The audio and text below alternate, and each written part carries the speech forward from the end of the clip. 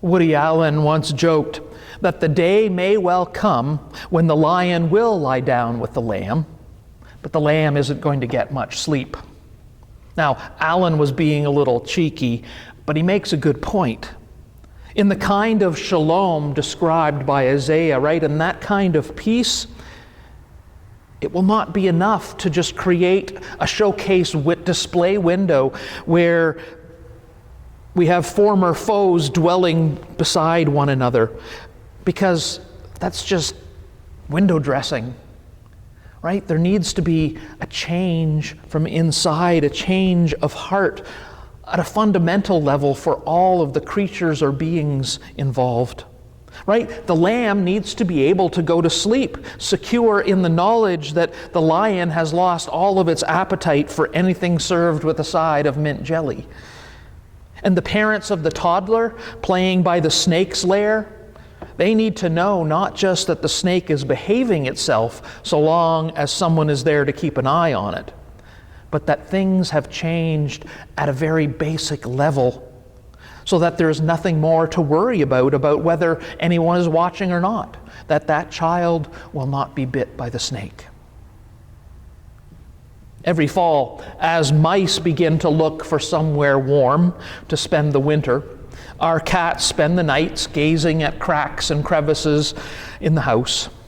And every fall, there are mornings when I wake up to a dead mouse at the foot of the bed, at the doorway, on the staircase, just so we can admire their work and appreciate the fact that it was a job well done. I guess that is all better than the night that I was woken up at 2 a.m. by a cat jumping on the bed and then apparently dropping a mouse, but that mouse was still alive, which then proceeded to scramble up my arm across my face and jump behind the headboard. Didn't get much sleep that night. But way back when we first got our cats, when they weren't very old, here in this picture is the first mouse they encountered. They didn't quite understand as cats what they were supposed to do with the mouse. And if we listen to Isaiah, who knows, right? Maybe it is all show. Maybe they really are friendly beasts and could live together in peace and harmony, holding paws and singing the animal version of Kumbaya. Possibly. I don't know what Isaiah is getting at here. The wolf shall live with the lamb. The leopard shall lie down with the kid and the calf and the lion and the fatling together, and the little child shall lead them. The cow and the bear shall graze, their young shall lie down together, and the lion shall eat straw like the ox. The nursing child shall play over the hole of the asp, and the weaned child shall put its hand on the adder's den, and they will not hurt or destroy on all my holy mountain. Admit it. You thought it was the lion and the lamb, didn't you? Right? I don't know how we do that, but we get it conflated. But Isaiah says it is the wolf and the lamb and the lion and the calf, the fatted calf, the calf that is ready for eating, impossible and outrageous. It's like cats and mice. Won't happen. Like Alberta and Ontario. Can't happen. Quebec and the rest of Canada ain't gonna happen. Social conservatives and the live, let live sort of people, nah, unimaginable. Our differences are just too great, aren't they? Our divides are too deep. Until someone comes along and points to a higher truth, to a deeper reality. And then all of those things that separate us, they will continue to have us drawing up the battle lines, right? Nature of the beast. Doesn't matter what is pointed to. It doesn't matter how you try to bring us together. We're human. We're convinced that is the way it is. And yet, there is a small glimmer of hope deep down within us that only dares show its face at this time of year. We dare entertain the idea that peace on earth is possible during Advent and Christmas. And then we quickly shake our heads and say, no, that's just kid stuff, right? It's like Charlie Brown and his poor excuse of a Christmas tree, or the Grinch with his heart that grew 3 sizes larger. It's the stuff of cartoons, the stuff of sappy seasonal specials. And there, it really does work out, doesn't it? It's only there that teeth are not bared and that claws are sheathed. It's only in our dreams and our fantasies. It's certainly not in our living rooms and boardrooms, not in the marketplace or not on the battlefield. It's not in the real world where we live and move and have our being. It is only in our holiday imagination. Unless there are people willing to work and suffer for a different way of being in community, to stand upright as a signal that there is a better way. But who would want to do that? Who would want to sacrifice that much, to endure that much, to bring about a new world and a new peace? And what does peace or harmony look like? Often the first thing that comes to mind when we hear the word harmony is singing or music. Harmony, however, can serve as a metaphor for cohesive and affirming relationships. I mean, think about it. In harmony, everyone sings the same note, their note. It does not remove its distinctiveness. It just ensures that everyone moves in ways that maintain the relationship of the whole. Right? When we sing harmony, we're singing essentially the same note, just at different levels. Bass, tenor, alto, soprano. Harmony flourishes with complexity, and it creates something wonderful. And harmony, it just doesn't happen. It takes care and intention. It takes planning and rehearsal. It takes commitment and correction.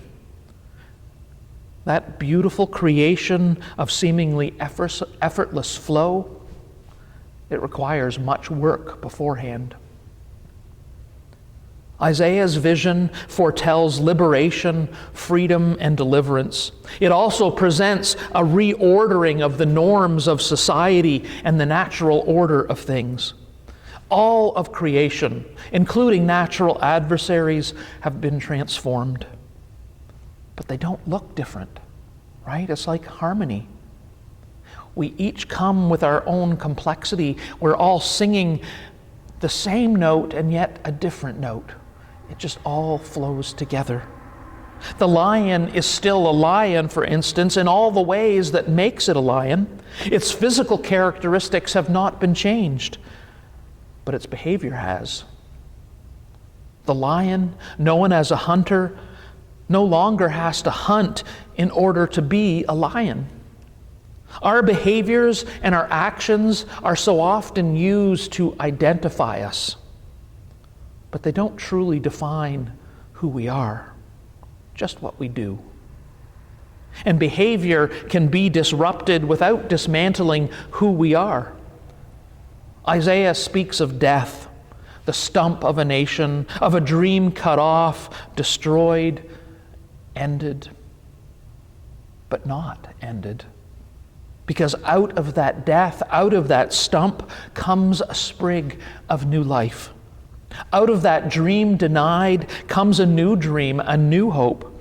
And that is what Advent reminds us of. Not a festive season and a small celebration that's returning once more because the calendar has been turned over. No, that there is hope out of despair, that is possible, that life out of death is real. That a dream of a way of living that honors God and neighbor both is not only possible, it's within reach. You can hold it, you can grasp it. If we but set aside everything that keeps us apart, all of those things, those differences that make us suspicious of one another, if we hold on to that common humanity that makes us so similar, That is why we are called to love our neighbor as ourselves, because they are ourselves, just like ourselves. They may sound different, they may look different, they may act different, but they are us, and we are them. And we can learn to trust, even as we choose to be more trustworthy ourselves. When we love, when we welcome, when we share Emmanuel in our world today, then we will stand straight and upright as a signal to the nations that there is a God among us, that there is a way to know peace, that there is hope in the midst of despair, that there is joy even in brokenness, that we are called to stand as a signal.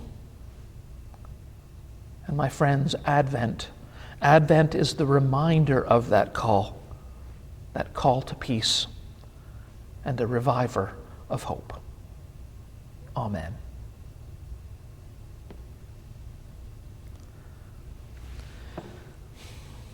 Friends, we have a table that is set before us. A voice cries out, "In the wilderness, prepare the way of the Lord. Make straight in the desert a highway for our God. Every valley shall be lifted up, and every mountain and hill made low. The uneven ground shall become level, and the rough places a plain." It is here at this table that God reveals himself to us. It is here at this table that we prepare the way of the Lord. It is here at this table that the desert of our lives can become a highway for God. Friends, you are invited to this table, for this is a joyful feast of God's people. And they will come from the east and the west, and from the north and the south, and sit together at the table of God.